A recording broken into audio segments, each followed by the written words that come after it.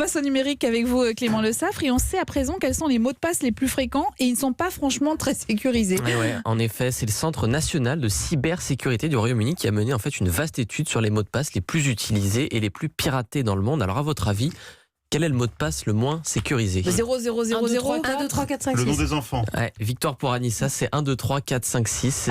Il a été 6, piraté. Plus de 23 millions de fois dans le monde suivent alors 1, 2, 3, 4, 5, 6, 7, 8, 9, très original.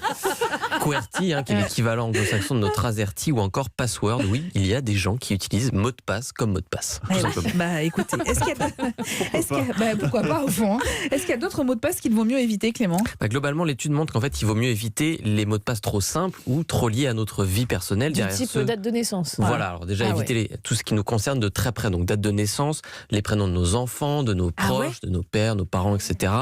Les clubs de foot aussi. Les clubs de foot. Pas de FC Sochaux pour vous, 69, Anissa, vous oubliez quoi. Mince, Voilà. Non, ça, c'est faut pas que je possible change non plus. maintenant. Les noms de chanteurs, les noms d'acteurs dans Pio Marmaille, on oublie aussi, Anissa. Il va falloir tout changer, je le sens.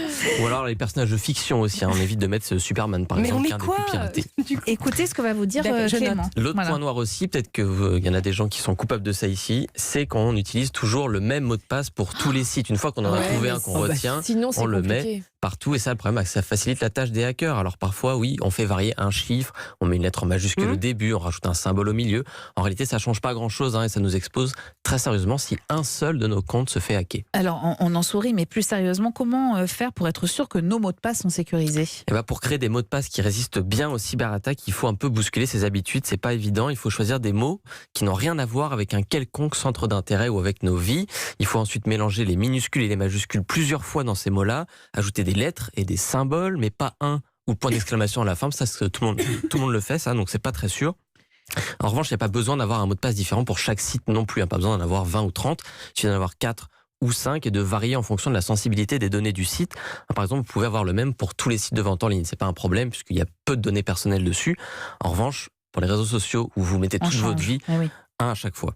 Et puis si jamais, et ça peut se comprendre, vous avez peur de ne pas retenir tous ces mots de passe un peu plus compliqués, il faut éviter de les stocker en ligne. Maintenant, les navigateurs proposent vous les retenir automatiquement. C'est très pratique, mais c'est pas très sûr. Mieux vaut les garder au pire dans un document Word que vous stockez bien sur votre ordinateur, ou alors sur une bonne vieille feuille de papier sur votre frigo. Moi, j'ai un petit carnet. Voilà. Il ne faut pas trop le dire parce que si on vole mon carnet, c'est vrai. Après, sûr, si un cambriolage, oui, les mots de passe sont là, mais bon. Ouais. Ok. Je vous raconterai, j'ai un petit truc. On va changer total. Merci beaucoup, Clément.